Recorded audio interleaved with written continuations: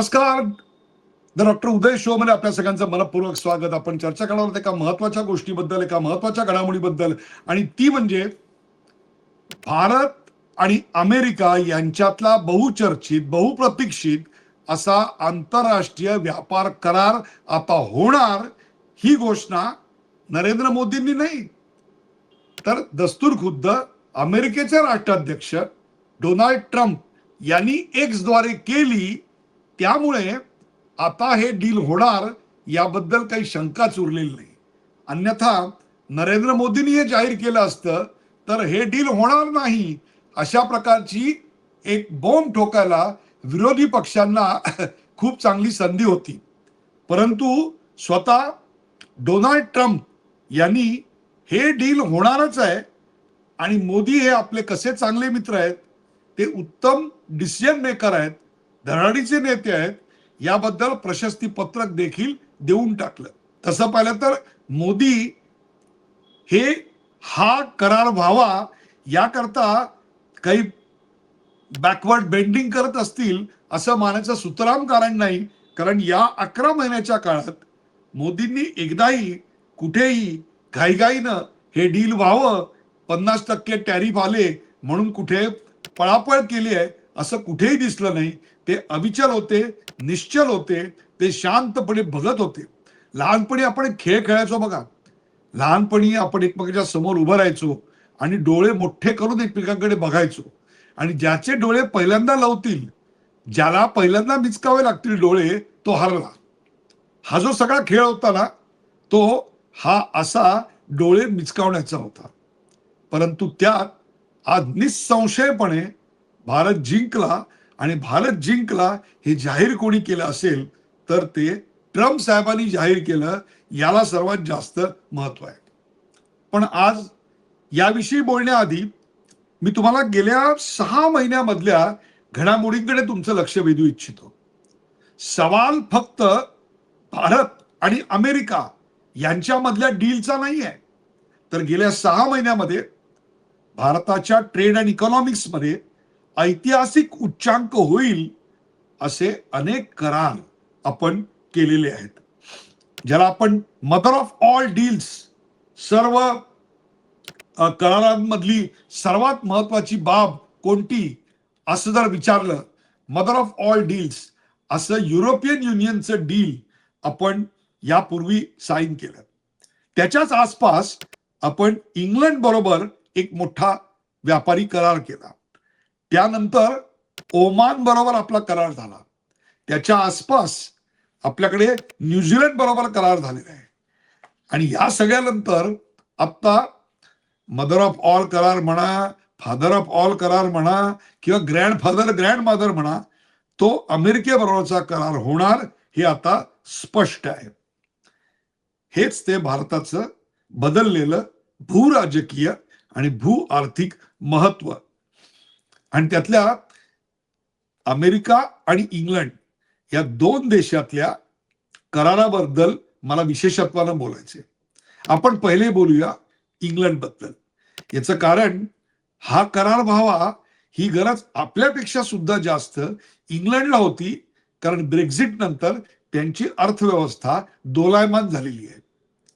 तिथले सर्व व्यापार थंडावलेले आहेत, मार्केट खाली गेलेलं आहे, बेरोजगारी वाढती आहे, इतर देशांशी होणारे करार त्यांचे कमी झालेले आहेत, आणि त्यात त्यांच्या इथे असलेली राजकीय अस्थिरता. आता या अस्थिरतेमुळे त्यांच्याकडे 3 राजवटी बदलल्या. पण बदललं काय नाही, तर जसा आपल्याकडे आयुर्विम्याला पर्याय नाहीये ना, तसा आपल्या देशाची अर्थव्यवस्था सुधारायला भारताबरोबर करार करायला पर्याय नाही, हे 3ही पंतप्रधानांना पटलेलं होतं. आणि म्हणून त्या प्रत्येकाच्या राजवटीमध्ये भारताबरोबर करार करण्याबद्दल आश्वासक आणि दमदार अशी पावलं उचलली गेली, आणि शेवटी तो करार एकदाचा पार पडला. आता याच्यामध्ये इंग्लंड बरोबर आपलं जे टॅरिफ होतं, त्या टॅरिफमध्ये खूप मोठ्या प्रमाणात कपात करण्यात आलेली आहे. अनेक सर्व्हिसेस सेक्टर ओपन करण्यात आलेली आहेत. यामुळं देशांमधली मोबिलिटी खूप वाढणार आहे. आणि एक मोठं मार्केट, भारतासारखं एक प्रचंड मोठं मार्केट 140 कोटीचं, त्यातलं 60-65 कोटीचं आणि सातत्यानं वाढत जाणारं मध्यम वर्ग. आणि ह्या भारताच्या अर्थव्यवस्थेबद्दल सकारात्मक उद्गार फक्त आपल्याकडची रिझर्व्ह बँक काढते असं नाही, तर वर्ल्ड बँक असेल, IMF असेल, हे सगळेजण भारताच्या बदलत्या आर्थिक ताकदीबद्दल अलीकडे वारंवार बोलत आहेत. पुढल्या संपूर्ण वर्षामध्ये भारताच्या आर्थिक विकासाचा दर हा 6.5 ते 7% असेल असं IMF सांगतंय आणि वर्ल्ड बँक सुद्धा सांगतंय. आणि त्यामुळे जागतिक व्यापाराला एक प्रकारचं स्थैर्य यायला, प्रत्येकाला जर गरज कुठली असेल तर ती आज भारताबरोबर करार करण्याची. आणि म्हणूनच जो इंग्लंड बरोबर करार झाला त्याचा प्रचंड मोठा फायदा जसा तो आपल्याला आहे तसाच तो इंग्लंड मधल्या अर्थव्यवस्थेला उजाळा द्यायला आहे. त्यांच्याकडे जी बेरोजगारी वाढते ती यामुळे कमी होणार आहे. आपल्याकडच्या लोकांचं जीवनमान त्याच्यामुळे उंचावेल, कारण इथे सुद्धा खूप मोठ्या प्रमाणात जॉब्स निर्माण होतील आणि लोकांच्या खिशामध्ये या निमित्ताने पैसा खुळखुळू लागेल असा अंदाज अर्थतज्ञांनी व्यक्त केलेला आहे. दुसरा महत्वाचा देश म्हणजे गल्फ. गल्फ इथे जवळपास 98% तिथे येणारे गुड्स हे भारतातनं येत आहेत. आणि ते जे गुड्स आहेत, मग त्याच्यात टेक्सटाईल आहे, इंजिनिअरिंग गुड्स आहेत, हे सगळे आता आपण टॅक्स फ्री केलेले आहेत. हा विषय लक्षात ठेवा, हे सगळे टॅक्स फ्री झालेले आहेत. म्हणजे याचा अर्थ गल्फमध्ये जर आता सर्वात जास्त मोठं आर्थिक क्षेत्रात दमदार पाऊल कोणाचं उमटणार असेल तर ते भारताचं उमटणार आहे आणि ते अतिशय आश्वासक आहे. न्यूझीलंड बरोबर जो करार केला तो सुद्धा आपण झिरो टॅरिफचा केला आणि त्याच्यामुळे न्यूझीलंड जरी छोटा देश असला तरी त्या देशाबरोबर होणारी हाय व्हॅल्यू प्रोडक्ट्स आयटमची निर्यात खूप मोठ्या प्रमाणात वाढेल. सर्व्हिसेस सेक्टर खूप मोठ्या प्रमाणात वाढेल. युरोपियन युनियन बरोबर डील व्हावं असे दोन्ही बाजूचे नेते गेले 15 वर्ष प्रयत्न करत होते. पण अशा प्रकारचे करार हे असे एका रात्रीत होत नाहीत. उचलली जीभ लावली टाळ्याला असं इकडे करता येत नाही. हे खूप कॉम्प्लिकेटेड असतात. याच्यात हजारो शक्यता असतात. एखाद्या क्षेत्रात जर आपण काही द्यायचं म्हटलं तर दुसऱ्या क्षेत्रात काही घ्यायची तयारी ठेवावी लागते. मग अशा वेळी कोणतं क्षेत्र ओपन करायचं, किती ओपन करायचं, मग त्याच्या करता काय पर्याय उपलब्ध करायचे, याच्याकरता खूप कॅल्क्युलेशन्स करावी लागतात आणि हजारो तासांची नेगोशिएशन्स करावी लागतात. आणि युरोपियन युनियनमध्ये तर ही गोष्ट जास्त कॉम्प्लिकेटेड आहे, कारण प्रत्येक देशाचं एक आर्थिक वैशिष्ट्य आहे. त्यांच्या काही इम्पोर्टच्या गरजा आहेत आणि म्हणून ते डील होणं अत्यंत गरजेचं होतं. आज अशी परिस्थिती आहे, तुम्हाला मी सांगतो, भारताशी अशा प्रकारची डील करण्याकरता देशोदेशींचे ट्रेड एक्सपर्ट्स दिल्लीमध्ये इतक्या मोठ्या प्रमाणात आलेले आहेत की अक्षरशः 5 स्टार हॉटेलमध्ये आज राहायला जागा मिळत नाही दिल्लीत, अशी परिस्थिती आता निर्माण झाली आहे. याचं कारण अमेरिकेशी डील झाल्यानंतर भारताबद्दलचं आर्थिक क्षेत्रातलं औत्सुक्य हे कित्येक पटीनं वाढलंय. जर्मनीचे चान्सलर व्हिजिट करतायत आणि टेक्नॉलॉजी अँड डिफेन्स यांच्यामधला MOU आहे. हे भारताच्या बदललेल्या भूराजकीय आणि भू आर्थिक सामर्थ्याचं एक प्रकारे प्रतीक आहे. आणि याचंच कौतुक प्रत्येक राजकीय नेता जसा करतोय तसाच तो प्रत्येक ट्रेड एक्सपर्ट देखील करतोय. आणि म्हणूनच अक्षरशः 3 तासाकरता, केवळ तुम्हाला सांगतो फक्त 3 तासाकरता UAEचे राष्ट्रप्रमुख मोहम्मद बिन झायेद हे भारतात आले होते. कशाकरता आले होते? तर डिफेन्स आणि टेक्नॉलॉजी मधलं मोठं डील करण्याकरता. आणि त्याच वेळेला $3 बिलियन इतकं प्रचंड मोठं LNG ह्याचं डील करून देखील ते गेले. $100 बिलियन हा आपला UAE बरोबरचा आत्ताचा ट्रेड आहे. तो पुढच्या 5 वर्षामध्ये आम्हाला $200 बिलियन म्हणजे दुप्पट झालेला बघायचा आहे. हे त्यांचं विधान हे अतिशय आश्वासक आहे. त्याचबरोबर ब्राझील येत आहे, कॅनडा येत आहे. याच्यात कॅनडाबद्दल मला विशेष औत्सुक्य, आनंद, आश्चर्य हे तिन्ही गोष्टी आहेत. याचं कारण मध्यंतरी आपले राजकीय संबंध काही तिथे झालेल्या हत्यांनंतर इतके ताणले गेले होते की दोघांनी आपापले डिप्लोमॅट्स आपल्या देशातनं हद्दपार केले होते आणि मायदेशी धाडलेले होते. या पार्श्वभूमीवर लाईन में आ गए ज्याला म्हणतात ना, तसं केरळाचं लाईनीत उभं राहणं आणि आपल्याकडे येणं याला फार महत्व आहे. आणि एक लक्षात घ्या, भारताला जेवढी व्यापारासाठी केरळाची गरज आहे, त्याच्या कित्येक पटीने जास्त गरज केरळाला भारताची आहे, हे देखील याच्यातनं समोर येत आहे. म्हणजे काय थोडक्यात, तर पूर्वीचे जे ट्रेड ब्लॉक्स होते, ट्रेड क्षेत्रातले, व्यापार क्षेत्रातले दादा होते, ते सगळं आता मोडीत निघतंय. अमेरिका आजही आर्थिक व्यापाराच्या संपूर्ण वर्तुळाच्या केंद्रभागी आहे, पण तो बेभरवशाचा आहे. विशेषतः ट्रम्पच्या काळातला अमेरिका जो आहे तो बेभरवशाचा आहे. चीन बरोबर व्यवहार करायचा म्हटला तर चीन विन्स अँड यू लूज या टर्मवरच व्यवहार होतात आणि त्यात पुन्हा धोकेबाज म्हणून त्यांची एक प्रतिमा आहे. अंडरकटिंग करण्यात तो देश अत्यंत एक्सपर्ट आहे. त्यामुळे जगाला आता काय गरज आहे, तर त्यांना एक उत्तम सर्व्हिसेस एक्सपोर्ट करणारा, त्याला एक उत्तम मॅन्युफॅक्चरिंग एक्सपोर्ट करणारा असा एक रिलायबल पार्टनर पाहिजे, एक विश्वासू पार्टनर पाहिजे की जो प्रचंड मोठ्या प्रमाणात आपलं मॅन्युफॅक्चरिंग किंवा सर्व्हिसेस वाढवू शकतो. आपल्यापैकी किती लोकांना कल्पना आहे मला माहिती नाही, सौदी अरेबिया हा देश आपण ऑइल एक्सपोर्ट करता म्हणून ओळखतो. सौदी अरेबियाचा क्रूड ऑइल एक्सपोर्ट मागच्या वर्षी जेवढा होता त्यापेक्षा भारताचा सॉफ्टवेअर एक्सपोर्ट जास्त आहे. बँगलोर मधून जेवढा सॉफ्टवेअर एक्सपोर्ट होतो ना, तेवढा अख्ख्या सिलिकॉन व्हॅलीतनं सुद्धा होत नाही. हे भारताच्या बौद्धिक संपदेचं सामर्थ्य आहे. आणि अवघी 55 लाख लोक सॉफ्टवेअर निर्माण करतायत. उद्या हीच संख्या न्यू एज्युकेशन पॉलिसी नंतर 1,50,00,000 पोहोचेल, तेव्हा भारताच्या आर्थिक व्यापारातला दबदबा किती वाढला असेल. दुसरी गोष्ट म्हणजे खूप मोठ्या प्रमाणात भारताबद्दलचा विचार जसा बदललाय तसा भारताचा आंतरराष्ट्रीय व्यापाराबद्दलचाही विचार बदललाय. आतापर्यंत आम्ही भिकेचा कटोरा घेऊन PL480च्या गव्हासाठी इतरांकडे जाणारे, अन्नधान्यासाठी इतरांकडे जाणारे, आता बरोबरीच्या नव्हे तर काहीशा वरचढ भूमिकेतून आपण जगाकडे पाहतोय. हा देश आत्मनिर्भर झाला, हा देश सर्वच बाबतीत संपन्न झाला, समृद्ध झाला आणि विश्वगुरु बनण्याकडे आपली वाटचाल चालली आहे. याचंच हे उत्तम उदाहरण आहे. याचं एक दुसरं लक्षण काय आहे, जो सामर्थ्यवान असतो तो धोका पत्करायला तयार होतो, एक कॅल्क्युलेटेड रिस्कला तयार होतो.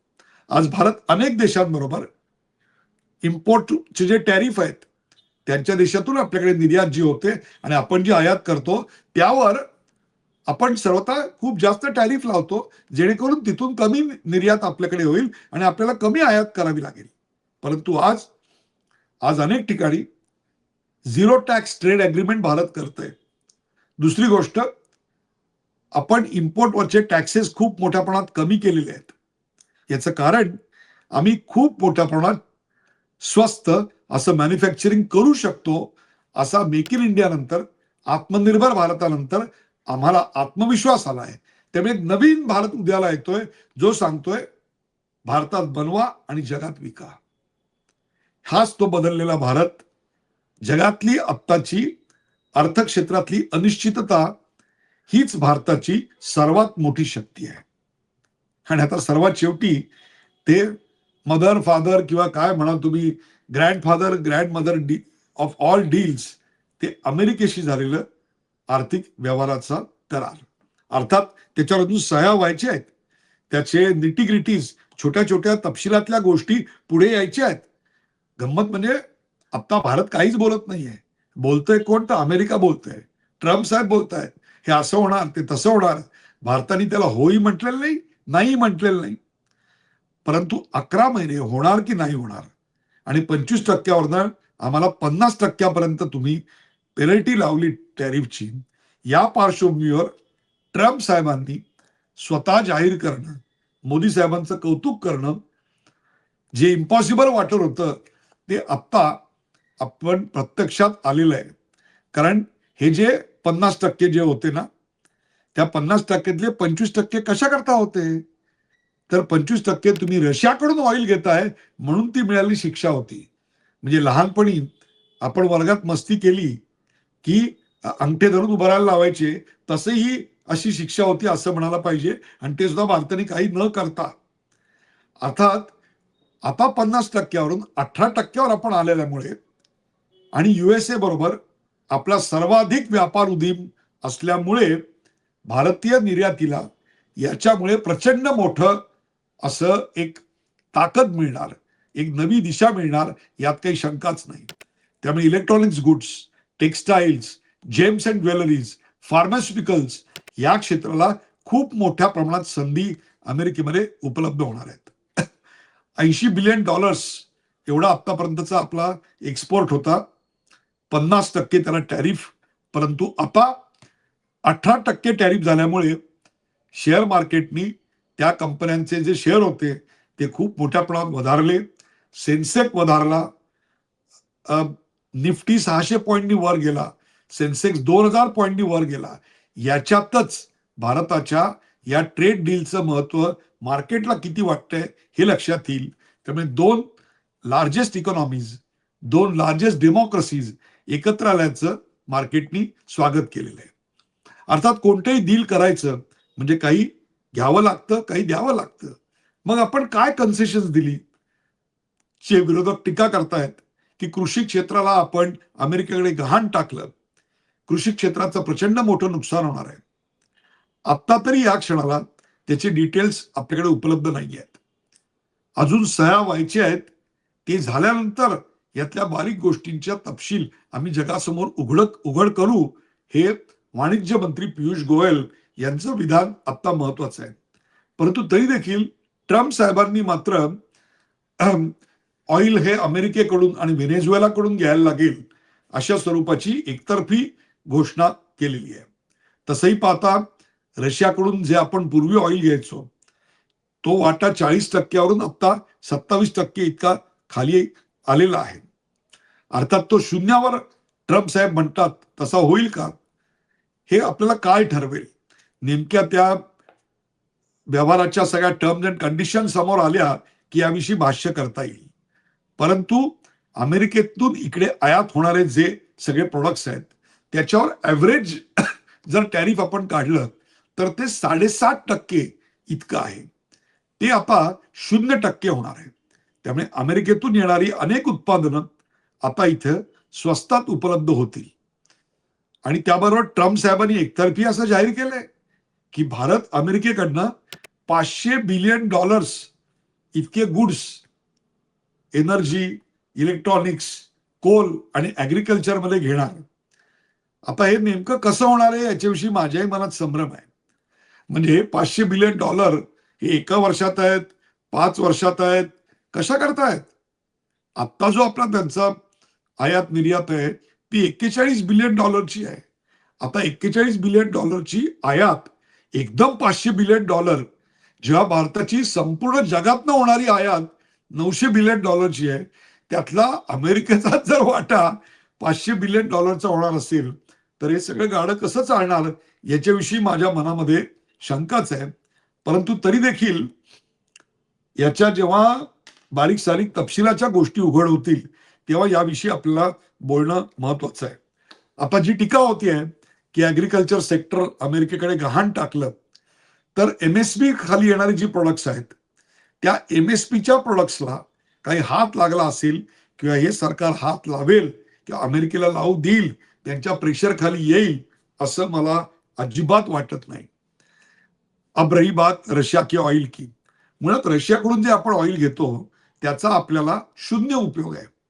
ते आपण प्रोसेस करतो आणि युरोपियन युनियनला विकतो आणि जे आपल्याला लागतं ते आपण गल्फकडून आणि व्हेनेझुएलाकडून ऑलरेडी घेतोय.